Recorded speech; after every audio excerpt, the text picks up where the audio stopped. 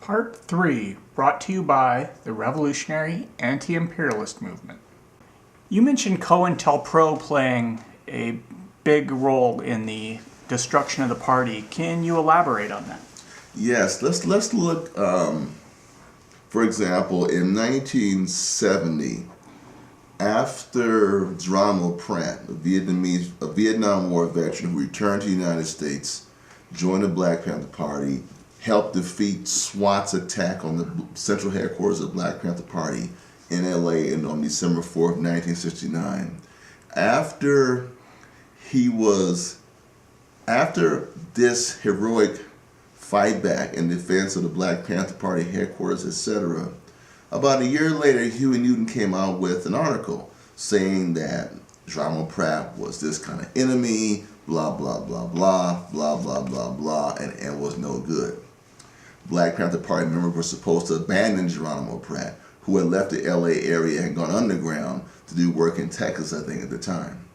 This, to me, was an example of COINTELPRO. No one in their right mind who knew the work of Geronimo Pratt should have believed that he was an enemy of the people. It's only because of slavish following the line of Huey Newton and anything that came out of the central office of the party in Oakland would someone have done that. And the only source I can figure out who would have put a position out there that Geronimo Pratt was an enemy of the people would have been COINTELPRO. Let me follow up on that. For years, Geronimo Pratt sat in prison. And members of the Black Panther Party who were allied to Huey Newton knew that some of the things that he was in jail for were not true. But they would not come forth and testify in court to support Geronimo Pratt and his freedom. That in itself was not only collaboration with the enemy, but it only been conducted through a COINTELPRO operation. Let's look at the death of Samuel Napier and Geronimo Pratt's wife, Sandra Pratt, during the so-called East Coast, West Coast faction. How did these comrades get killed by unknown sources? Clearly, that was a work of the counterintelligence program. Even the death of George Jackson has the sign of COINTELPRO all over it. We're to believe that Jackson somehow smuggled a gun under a wig into a prison, a visiting room, and all of a sudden was trying to escape. That someone had given him some kind of fluid that he thought was going to blow a hole in the wall of the prison. Only an idiot would have believed such a thing. And I'm not saying Carmine George was an idiot, but clearly there was some kind of sinister plot to get rid of these great revolutionaries: Sam Napier, Sandra Pratt, and George Jackson, all within a period of 9 to 18 months. They were all dead, and their deaths had never been accounted for. Then there was the whole Black Panther comic book that was put on the covers of Newsweek, or covered in Newsweek and Time magazine, the Orange County Register in California, supposedly made by the Black Panther Party, but distributed by the FBI. Seems to me, only the FBI, only person who would benefit by this so-called publication being distributed was the state. Then you had the war, so-called war between the Black Panther Party and the US organization, founded by Kwanzaa founder. The US organization was founded by the developer of Kwanzaa, Ron Karenga, in Los Angeles. US members murdered Bunchy Carter and John Hudgens in LA in, I want to say 1968. And the only person who could benefit from that would have been the FBI. You had a Black Panther Party member John Savage shot in San Diego by US members.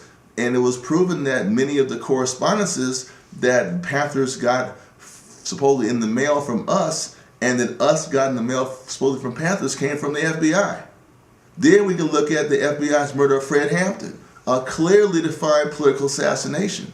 Fred Hampton was murdered by the special unit of the State Attorney General's office in Chicago, led by then State Attorney General Edward B. Hanrahan, and the party had been infiltrated by a man named Othello, William O'Neill, who was working for the FBI. It was a clear FBI assassination. Othello, William O'Neill, gave the State Attorney General Special Police a map with an X on the spot where Fred Hampton lay.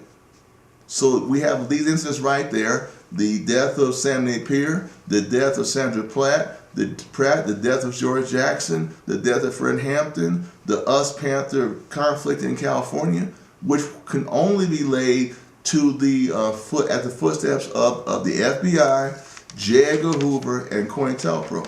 If it wasn't for someone breaking into the FBI Media Pennsylvania office to prove COINTELPRO existed and exposing those documents, it would still be hearsay and opinion. But we have the documents. We have the facts. They're all on the congressional record. This was a calculated program to destroy the Black liberation movement, to use the press and other organs of the media to foment distrust, to put lies in the media, to pit Black organization against Black organization, and unfortunately, it was successful. So today we have to be very successful, very cautious rather, people who are snitch jacketing and saying, I don't trust so and so and so and so, because that's what COINTELPRO did.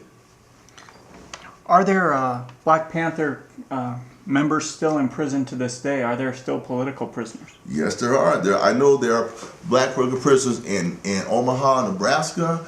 I know there are still Black political prisoners in California. There are former Black Panther Party members. There are many who are still in prison today within this country. And some who are overseas, such as Ashad Shakur, who was freed by the Black Liberation Army in 1979 or 1980. We still have people like Sundiata Kohli and other members, Herman Bell, Jalil Muntakim, etc., who are members of the Black Panther Party who are still in jail today. And they're in jail because of COINTELPRO, not because of some crime they're supposed to have committed.